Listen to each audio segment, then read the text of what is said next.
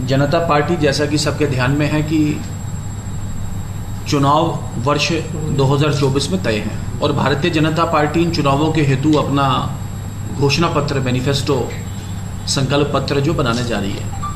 एक रीति और नीति है भारतीय जनता पार्टी की कि भारतीय जनता पार्टी के लिए जनता, जनसाधारण, आम आदमी हमेशा भारतीय जनता पार्टी का केंद्र बिंदु रहता है। इस घोषणा पत्र को बनाने के लिए भारतीय जनता पार्टी के शीर्ष नेतृत्व ने तय किया है कि भारतीय जनता पार्टी का मैनिफेस्टो लोगों के बीच में जाके बनेगा और लोगों का मतलब है हर वर्ग, हर तबका, हर शोभा, इन सब से बात करके और इन सब की मन की बात जान के, इन सब की मन की बात का समावेश हम अपने घोषणा पत्र में करेंगे। और इस घोषणा पत्र भारतीय जनता पार्टी की सरकार आने पर भारतीय जनता पार्टी की सरकार के लिए ये एक रोड मैप होगा और संकल्प पत्र होगा। इसी दिशा में भारतीय जनता पार्टी काम करेगी। आज यहाँ सबसे पहले कटरा से बारीदारों का जो एक बड़ा एक डिटेल्ड एक उनका एक डेपुटेशन, उनका एक प्रतिनिधि मंडल आ गया, जिसमें बड़ी विस्तृत चर्चा हुई कि 1986 से लेके आज तक कोर्ट, नो कोर्ट से बाहर, श्राइन बोर्ड या श्राइन बोर्ड के अलावा या केंद्र सरकार या राज्य सरकार के साथ आज तक जो भी उसमें इनिशिएटिव, जो भी उसमें जिसे कहते हैं आज तक जो डेवलपमेंट्स हुई, उन पे एक बड़ी विस्तृत चर्चा की कि बारीदारों के साथ आज ये जो ताराकोट और वो जो ऊपर सांझी छत वाला जो रोपवे, उसके लिए भी डेलीगेशन हमारे पास आज ही था। सिरा और ककड़ियाल वाले जो लोग थे वो भी अपने पास एक डिटेल्ड एक पुनर्स्थापन के लिए कुछ मांगे थी उनकी, उस पर भी उन्होंने बात की है। और विशेषकर आज जो पहाड़ी जो क्षेत्र है, इस रियासी का इलाका, गुलाबगढ़, चसाना से वहाँ पे विशिष्ट लोग का भी आए, जिन्होंने वहाँ पे विकास को लेके, वहाँ पे टूरिज़्म को लेके, वहाँ पे नई एडमिनिस्ट्रेटिव यूनिट्स खोलने को लेके, नई सड़कों को लेके और विशेषकर जो ट्राइबल आबादी है वहाँ पे, उस ट्राइबल आबादी को हम कैसे पुश कर पाएँ, चाहे वो एकलव्य मॉडल स्कूल खोलना है या जो यूनियन बजट में इस बार ट्राइबल मॉडल विलेज का एक नया जिसे कहते हैं कॉन्सेप्ट उतारा गया, उसकी बात है।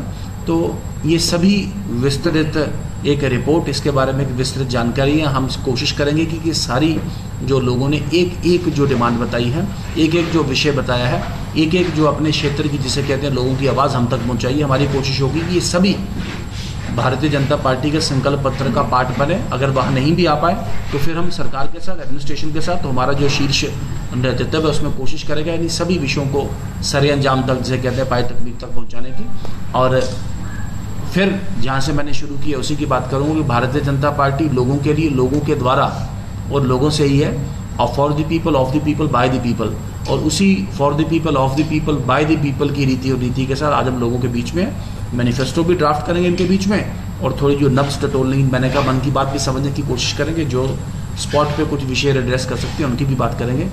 तो आप सबका बहुत बहुत धन्यवाद। मेरे साथ विशेषकर भारतीय जनता पार्टी के जिला अध्यक्ष श्रीमान रोहित दुबे जी जो इस पूरी कार्रवाई का संचालन कर रहे हैं, हम धन्यवादी हैं। यहाँ के जो जिला विकास परिषद के अध्यक्ष श्रीमान सरब सिंह जी, वो भी आज हमारे साथ सुबह से आज इसमें पूरी एक शिद्दत के साथ, पूरे इंटरेस्ट के साथ, पूरे ताकत के साथ इन सारे विषयों पर डेलिब्रेशन में हमारे साथ हैं। हमारे साथ बहुत ही वरिष्ठ भारतीय जनता पार्टी के नेता भी और एक परम सम्माननीय कटरा के नागरिक श्रीमान शिव कुमार शर्मा जी, बाकी माहौल से आई हुई हमारी पूरी टीम, विशेषकर प्रदीप जी हमारे साथ, अकरम साहब, इनके साथ जमेल जी, सरपंच जाकिर हुसैन जी, इरफान। काफ़ी ज़्यादा डेवलपमेंट भी जम्मू कश्मीर के रियासी में भी हो रही है। इंटरमॉडल स्टेशन की बात हो तो कटरा में बनने जा रहा है, पर रोपवे एक विशेष तौर से मुद्दा रहा।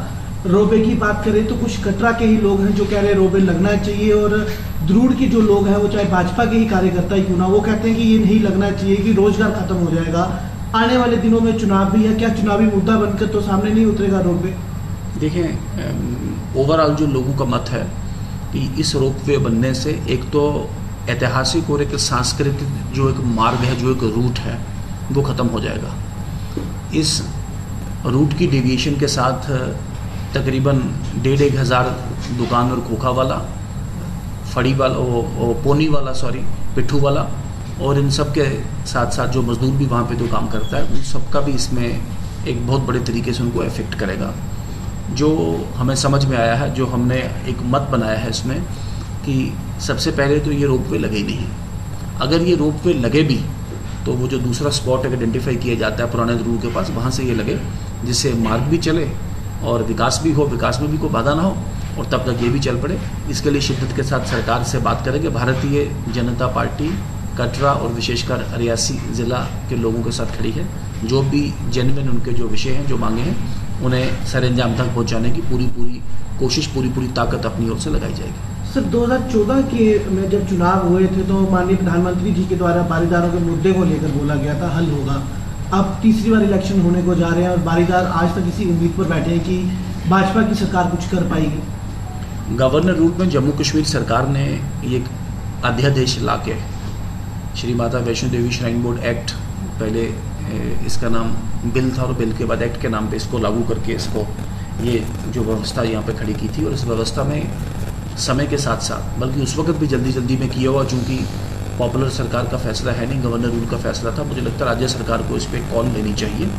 राज्य सरकार बहुत जल्दी यहाँ पे राज्य विधानसभा के चुनाव में हम पूरे विश्वास के साथ, पूरे सम्मान के साथ और पूरी विनम्रता के साथ हम बताना चाहते हैं कि जनता का आशीर्वाद हमें मिलेगा। भारतीय जनता पार्टी की सरकार होगी जम्मू कश्मीर में, भारतीय जनता पार्टी का मुख्यमंत्री होगा और इस विषय को शिद्दत के साथ लिया जाएगा। भारतीय जनता पार्टी की सरकार नहीं रही प्रदेश में आज तक। 2014-15 वाले चुनाव में सरकार वो गठबंधन वाली एक सरकार थी जिसका भारतीय जनता पार्टी एक जूनियर पार्टनर था।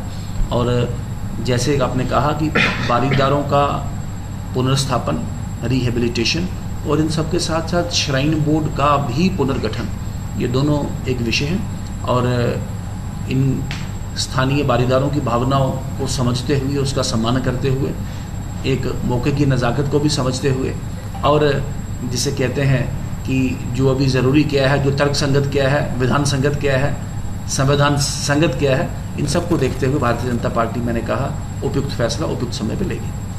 Thank you. धन्यवाद सर।